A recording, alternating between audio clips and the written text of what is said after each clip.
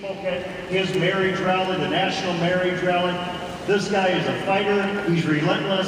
He does things right. Please welcome my friend, Brian Brown, National Organization for Marriage.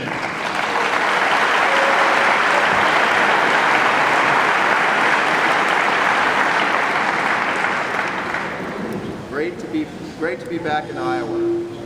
Is this on?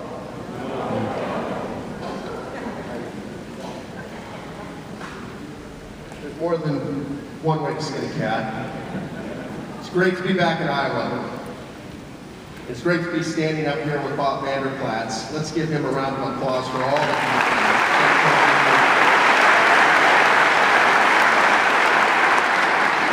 done. I want to talk about one thing today. I have a limited amount of time. And that's a truth that all of us have to keep in our hearts and stand up for.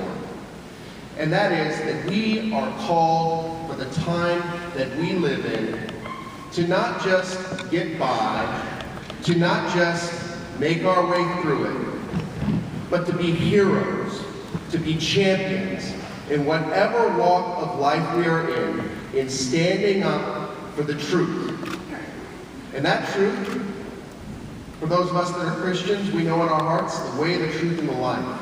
But that truth goes to all aspects of our existence on this earth. We can't compartmentalize our life and say, well, this is culture, this is religion, this is politics. I'm not going to have anything to do with this last part. When we stand up and devote ourselves to the truth, we can change history. You did that in the judicial retention election. You stood up and you changed the course of history in Iowa. Now, we're in tough times right now. We've had a Supreme Court decide that the federal government, the Defense of Marriage Act, cannot stand. We've had courts across the country make very bad decisions. We've had the people of the state of California told that they don't have a right to defend the truth about marriage. They don't have a right to even have standing before the Supreme Court. The marriage issue is a key issue that all of us have an obligation to continue to stand up and defend. Why? Well, clearly, in Scripture we know that Scripture begins, Jesus performs his first miracle at a wedding, and it ends in a wedding. It's suffused throughout Scripture. The truth. What is this truth? It's a truth about anthropology, about what it means to be a human. We are different, male and female. Mothers and fathers are different. And children have a right to know and love their mother and father. And the state has no right to create out of thin air this new idea of marriage.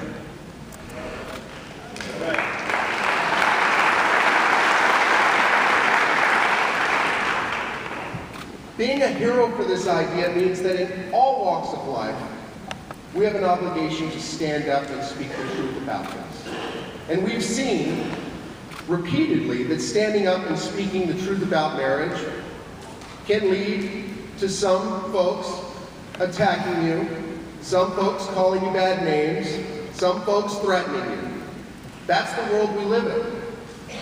But I have you remember and think, what did the Christian church go through early in history?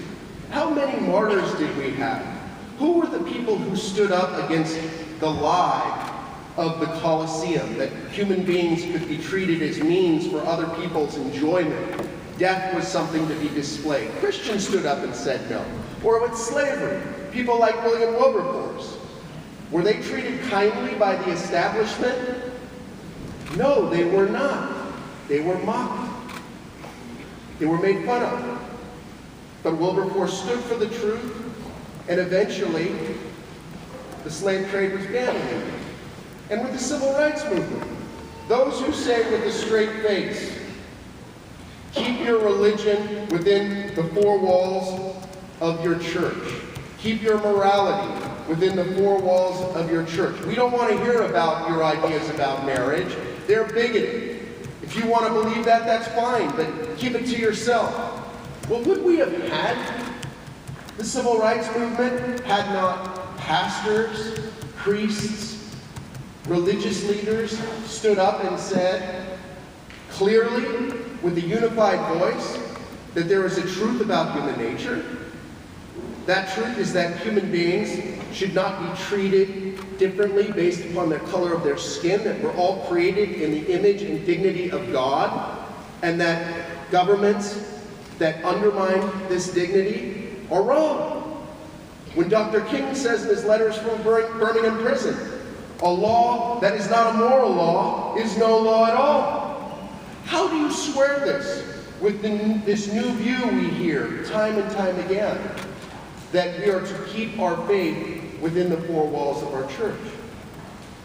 The simple answer is that you can't. Now, immense pressure will be brought to bear on folks who stand up for the truth of marriage, whether they're religious leaders, pastors, whether they're private citizens, whether they're political leaders. That is the world we live in. But you have to ask yourself, will I be a champion for marriage? Will I be a champion for truth? Will I be a hero in a culture that at times seems against everything I believe is true? Or will I be ashamed of what I know to be true?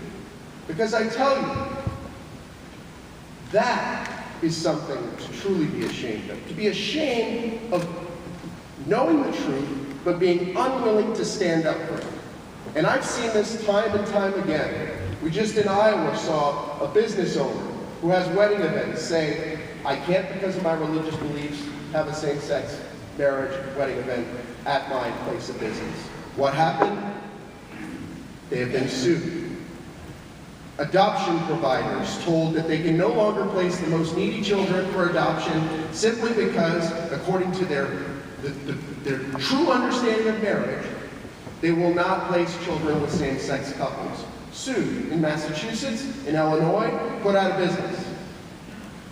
The next time someone says, this issue has no effect on me, you need to respond, well, yes, it does. It has an effect on me if my faith, my beliefs are treated by the law as bigotry and discrimination, and we are punished, repressed, and marginalized. Because, folks, that is what is happening now, and more of it will be coming, especially if each and every one of us do not stand up and be heroes for the truth, regardless of what names we are called, what threats we are put under. Some of us may suffer.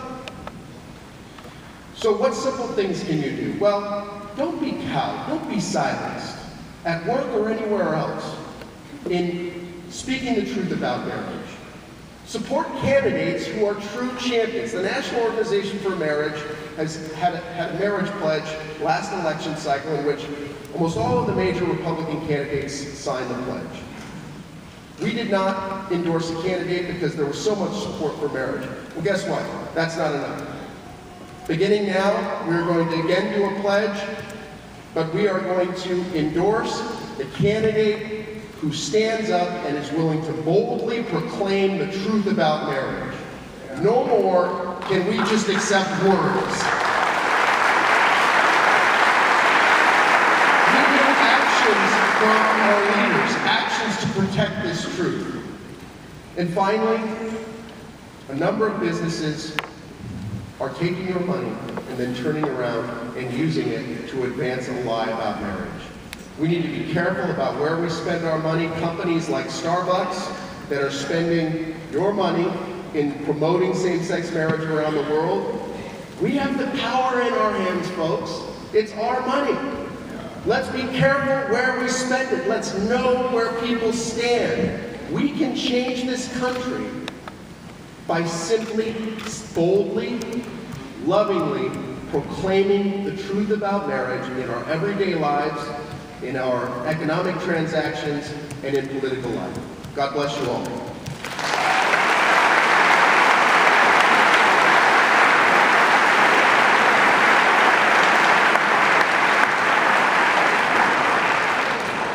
He's been a great partner. Well, when we invited Senator Ted Cruz to show up in Iowa, we